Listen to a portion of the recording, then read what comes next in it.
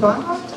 Je remercie nos élus qui sont là. La Tour de la Liberté a accueilli, cette année encore, l'Assemblée Générale du Club le vendredi 10 novembre.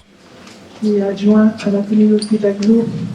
Un plus grand nombre de membres que les années précédentes s'étaient réunis, en raison notamment des événements qui ont secoué l'actualité du club fin août. Le décès de notre président Pierre Mercier, entraînant, fatalement, des changements au sein du bureau. Cette édition de l'Assemblée Générale a débuté par un cadeau de Thierry Heim, le fondateur de la marque céramique au Louvre, à savoir la réédition des maillots qu'elle portait à l'occasion du match d'Octobre Rose.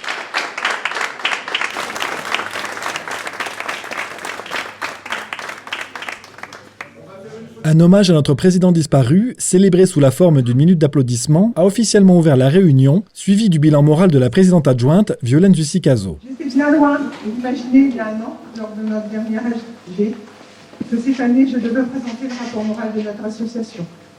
Pierre Mercier, notre ami et président, nous a quittés le 28 août 2023. Nous allons donc nous lever pour une minute d'applaudissement en son honneur.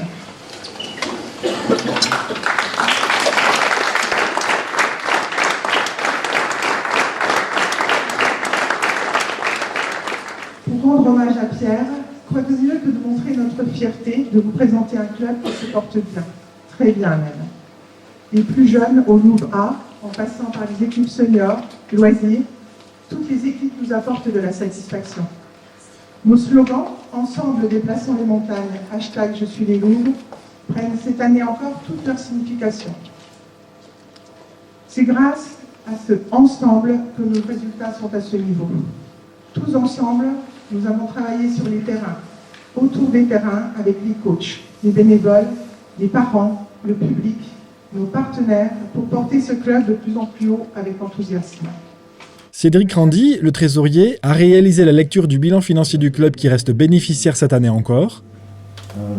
Et Denis Merchez, le manager général, s'est occupé du bilan sportif qui, lui aussi, est très encourageant. Fort de notre stratégie de développement de masse, nous progressons également au niveau des résultats, avec pour la saison écoulée, des performances qui font que Saint-Dié ne rayonne plus uniquement de par son équipe Fagnon en élite, mais également grâce à nos jeunes, qui se font un nom dans la hiérarchie des clubs français. Les élus présents leur ont ensuite emboîté le pas. Et quand on veut une assemblée générale, et j'en fais beaucoup, bien souvent, on est plus nombreux de ce côté-là de la table que de l'autre côté. Donc le fait de vous voir si nombreux ce soir montre l'importance que vous donnez toutes et tous à ce club, mais également la bonne santé d'un club. Le club, bien sûr, c'est les Louvres, mais comme c'était souligné, c'est tout le monde. C'est les jeunes, les moins jeunes, les loisirs, et c'est ce qui fait la valeur de ce club. Et une dernière chose qui me tenait à cœur, pas le seul, c'est hier soir au conseil municipal, on a voté pour que la tribune du palais du POJC s'appelle Tribune Pierre Mercier. Voilà, mais je tenais à vous dire, c'était voté hier soir, et je tenais vraiment que Pierre, son nom reste marqué au POJC. Merci beaucoup.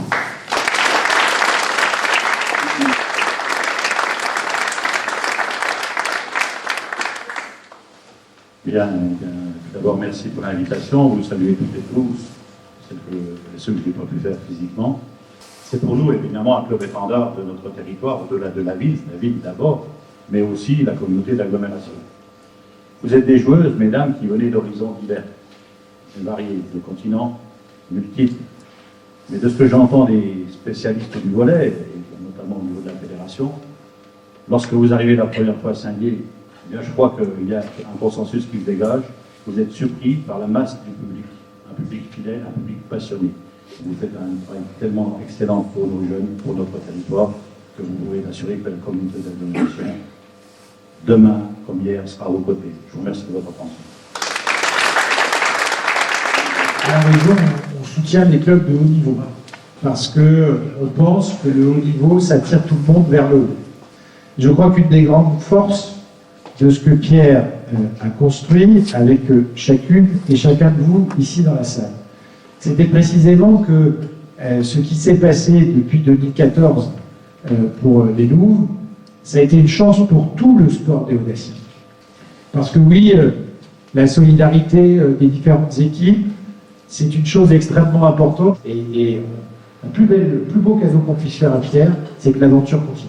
Voilà le message que je voulais vous dire. En tout cas, moi, quand je vous vois, comme monsieur le maire, quand je vois la mobilisation comme monsieur l'adjoint au sport, eh bien, je suis confiant et je me dis que oui, vous portez sur les terrains une grande partie de la fierté de la délégation. Merci à vous, les joueuses, merci aux bénévoles, et encore une fois, les loups, c'est beaucoup plus que les loups.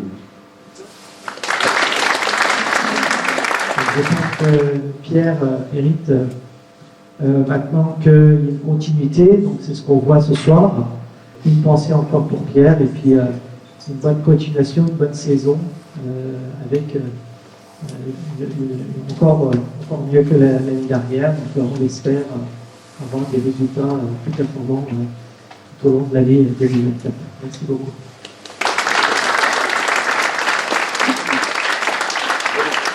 Alors que l'Assemblée se rapprochait du pot de l'amitié, les membres du bureau ainsi que les nouveaux postulants se sont isolés pour redéfinir les nouveaux rôles. C'est donc Apolline Mercier et Adrien Christophe qui coprésident dorénavant le club, secondés par Violaine Zussicazo et Sébastien Claude. Véronique Hague et Céline Ravon, respectivement secrétaire et secrétaire adjointe, échangent leurs rôles et Isabelle Kampf vient épauler Cédric Randy à la trésorerie.